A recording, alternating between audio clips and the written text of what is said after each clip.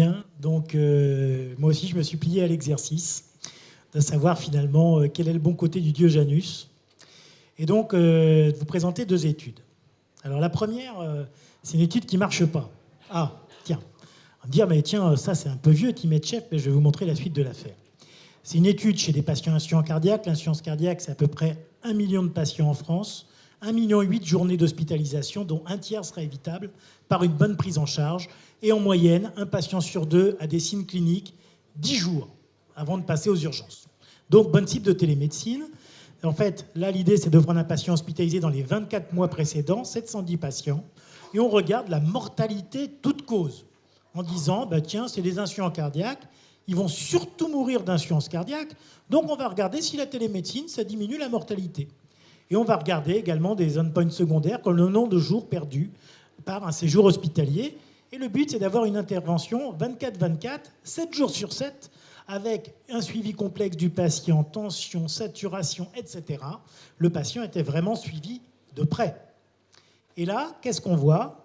Alors si ça passe, c'est que, eh bien, il n'y a aucune différence, quasiment à aucun moment, entre soins classiques et suivi télémédical.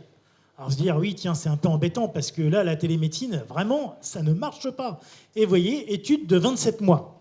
D'accord, oui, mais quand on regarde, on va se dire, bah, c'est bien, parce que là, c'est vraiment une étude large, nationale, soutenue par les payeurs, longue durée de suivi. Ah, bien, grosse qualité. Randomisation, patient comparable par définition, mais attention, dans une étude d'optimisation, regardez toujours quel est le traitement à la fin de l'étude.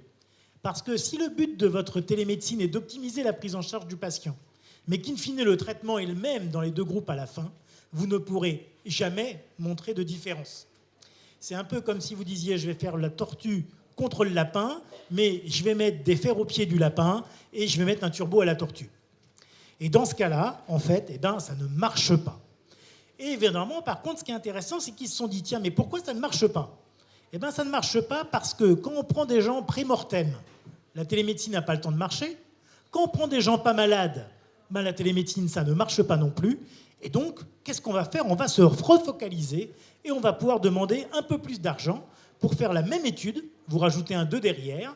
Et là, globalement, vous prenez des patients qui vont être un peu moins sévères, un peu plus avec certains types d'insuffisance cardiaque, fraction d'éjection réduite, beaucoup plus majoritaire. Et puis surtout, vous prenez des patients qui vont être stimulés à utiliser le dispositif, c'est-à-dire que les patients ne devaient pas être déprimés. Et là, vous avez un effet positif. Donc, comment transposer une étude de négatif à positif? Eh bien, il suffit de bien choisir ces patients. Les limites, ce n'est pas de formation au sens éducation du terme, c'est-à-dire que dans la première étude, 30% des patients n'avaient pas enlevé la cellophane autour du paquet qui leur était remis, 15% n'avaient pas trouvé la prise de courant chez eux, vous imaginez. Forte non-compliance, et puis surtout un biais par la forte diffusion de systèmes concurrents dans certains lenders, en particulier les systèmes de type CRDM et Air Liquide. Et puis randomisation dans des centres choisis, c'est-à-dire qu'on n'était pas dans la vraie vie. Et par définition, quand vous êtes dans une étude et que dans un bras, vous avez des patients sous télémédecine et d'autres sans télémédecine, vous avez envie qu'ils soient tous traités au mieux. Donc vous allez insister sur l'éducation, insister sur le suivi. Là, vous allez me rappeler 3 fois et je serai disponible. Alors que sinon, pour m'avoir, il fallait passer 4 infirmières et en plus, le reste du temps, je n'étais pas là, j'étais en congrès.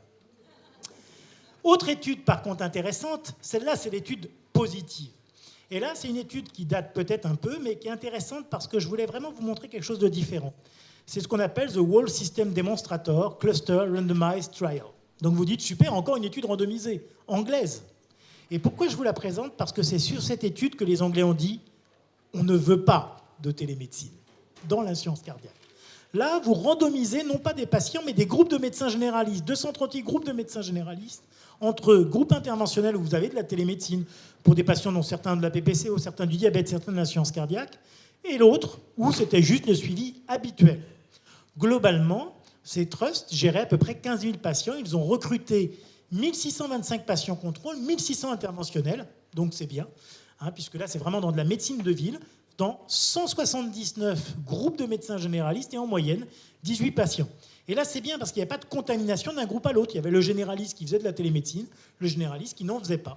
Et donc, c'était entre 2008 et 2019. Et encore, comme d'habitude, ça met toujours beaucoup de temps pour publier la télémédecine. Vous voyez que ça a été publié en 2012. Pourquoi ?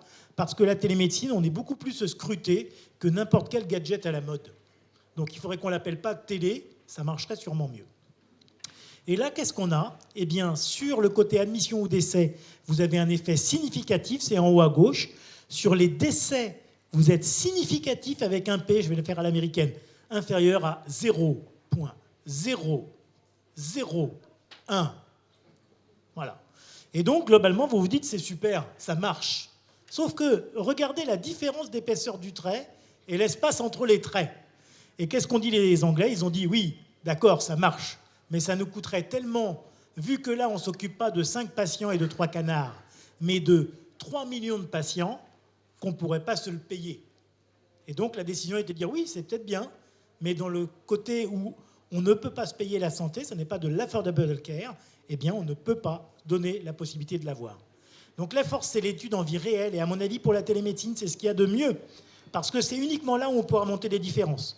Un grand volume de vrais patients, pas le patient du CHU. L'étude de l'ensemble du processus, c'est-à-dire que la télémédecine, s'il n'y a pas le médecin derrière qui va changer le traitement ou l'infirmière, ça ne sert à rien. Ça sert juste à montrer une étude, en fait, surtout sans contamination d'un groupe par l'autre, et une adaptabilité aux besoins. Alors les limites, c'est que là, c'était fait en médecine de ville et sur un ensemble de patients, donc il y a un peu de tout partout, donc on ne va pas pouvoir vous dire, à 18h25, on a passé un coup de fil de 2 minutes 52, voilà. Et donc, du coup, on va vous dire, ah oui, mais attention, il faut peut-être creuser pour la publication, c'est très important. 2 minutes 53, ça aurait sûrement changé quelque chose. Et donc, attention, là, l'idée est peut-être de se dire, la télémédecine, même si on n'a pas des études randomisées classiques, eh bien, c'est peut-être plus des concepts qu'on doit valider, et c'est peut-être pas une limite en soi. Donc, en conclusion, on pourrait dire, la télémédecine peut être considérée comme certains comme une illusion, en disant, finalement, ça n'a jamais marché en études rando. Mais en fait, c'est peut-être la méthode d'analyse qui s'illusionne et qui n'est pas adaptée pour les parcours. Regardez, est-ce que voir une consultation avec le cardiologue améliore le patient ? Ça n'a jamais été démontré, mais je consulte. De suivre votre patient avec une scintigraphie systématiquement pour les diabétiques, ça n'a jamais montré un effet sur la mortalité. Ben, pourtant, c'est ce que je fais chez tous mes patients diabétiques. Et c'est la même chose pour l'éducation thérapeutique. Et on avait les mêmes problèmes. Pour suivre le patient avec les peptides natriurétiques, pour les infirmières dans le suivi, pour le Prado, pour l'infirmière de pratique avancée, on vous dira toujours « Oh non, mais parce que dans l'étude randomisée, ça ne marche pas ». Encore une fois, pour tout ce qui est parcours, la question est de se dire, dans la vraie vie, comment ça fonctionne, et surtout probablement de passer de l'étude randomisée sur les patients à une étude randomisée en cluster sur les médecins. Et il faut nous battre, parce qu'en l'occurrence, on a beaucoup plus de difficultés à montrer des choses là-dessus que sur des thérapeutiques classiques de l'industrie. Donc c'est une tâche difficile. Et encore une fois, il ne faut pas lâcher prise, mais surtout bien designer vos études. Si les études sont mal designées, on a perdu avant de commencer. Je vous remercie.